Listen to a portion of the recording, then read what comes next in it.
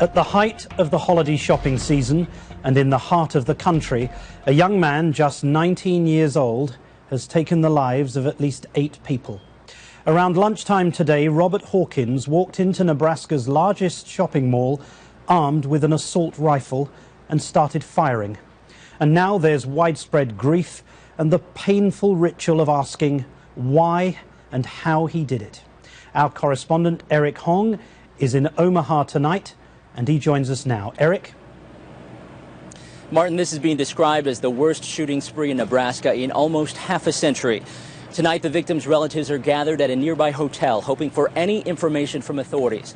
But the answers tonight remain elusive for them and for this community. The shooting began after 1 in the afternoon at Westroads Mall. We thought it was other construction going on, so first couple shots I didn't acknowledge it till I climbed up on the scaffold, looked over the temporary wall that we're working behind, and I see a group of people running out, and from there I heard another round of shots. Big, tall guy, real tall, and he just stood there with his arm like this, his hand straight up in the air, and shooting.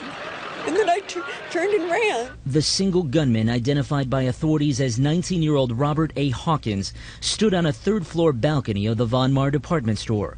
Dressed in camouflage and wielding an AK-47 style assault rifle, he began firing at shoppers on multiple floors. He carried 2 magazine cartridges, which hold up to 60 rounds each. We heard pop, pop, pop, and someone came running and said, hurry. I heard 5 shots. And we went way in the back. What did you see, mate? Bodies and blood. We did a tourniquet and gauze on my 2 gunshot wounds, and basically elevated my arm and used my tie for a tourniquet and put pressure on it. And just stayed in there and tried to remain calm. The bullets took down one shopper after another as terrified witnesses scrambled for cover. I don't think anybody believed it was gunshots, but we were hiding in a clothes rack in the back of the men's department, and we heard about 35 to 40 shots. They were just echoing through the whole thing. And on our way out, we did see someone by the escalator down, bleeding. We thought we heard somebody banging on tin or something, and we kind of made a joke about it. Oh, it can't be guns or gunshot, there's too many of them. And then somebody said, oh my God, it is a gunshot. So we dove behind the cosmetic counter and then crawled in with some other people into the stock room and barricaded ourselves in and got a cell phone signal and waited for the police to get us out. Police and SWAT team members arrived within 6 minutes of the first emergency calls and locked down this biggest and busiest of Nebraska's malls, securing the sprawling shopping center 1 store at a time, 1 floor at a time. There's a total of 14 people that were injured. 9 of those people are deceased at this time. The wounded were carried out on stretchers. Customers were ordered to exit with their arms up, their shopping bags firmly in hand. On the 3rd floor, police discovered Hawkins' lifeless body. The person we believe to be the shooter has died of a self-inflicted gunshot wound. Late tonight, authorities began their search for evidence at Hawkins' home. Law enforcement tells ABC News the gunman's mother gave authorities an apparent suicide note from her son. In the letter, Hawkins reportedly wrote that he wanted to, quote, go out in style. But tonight, Hawkins' motive remains unclear in this yet another senseless gun attack during what's supposed to be the height of a season of goodwill. Martin. Our thanks to Eric Hong in Omaha.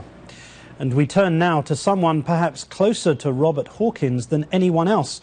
Robert left his home just over a year ago and has been living since then with Deborah Maruka Kovac and her sons.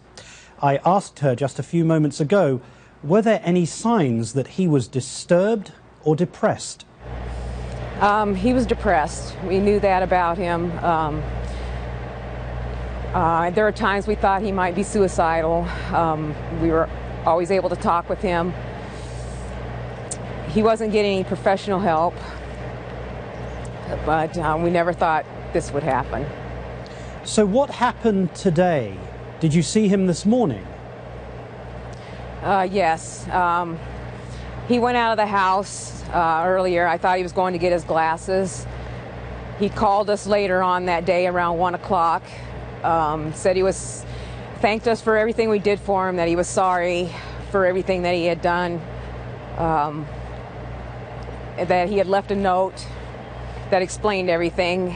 We tried to ask him what was going on, and he conveyed to us that he had just gotten fired from his job.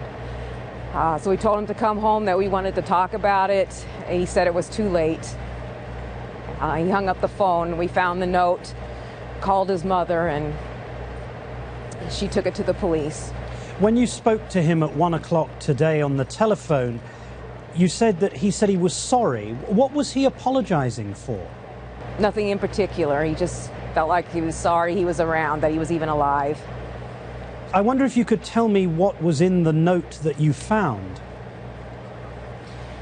Basically, he just said how he loved his family, he loved all of his friends, and that he was sorry, that he was a burden to everybody, he wouldn't be a burden anymore, that his whole life he was a piece of and now he's going to be famous.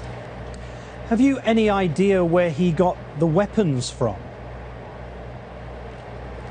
No. I think that he must have got them from his stepfather's house, is what I'm hearing. There were no weapons in your property? We have hunting rifles that are locked up in a cabinet downstairs. So, you see this note, what do you do next? Do you contact the police? I called his mother. My boys were out trying to find him. I called his mother and told her I was worried, and she came over, got the notes, and took them to the police. And what happened next? What was the next thing you heard? Well, that's when I heard of the shootings, and I had a sick feeling. Well, Deborah Kovac, thank you so much for joining us this evening, and our thoughts and our prayers are with you and your family.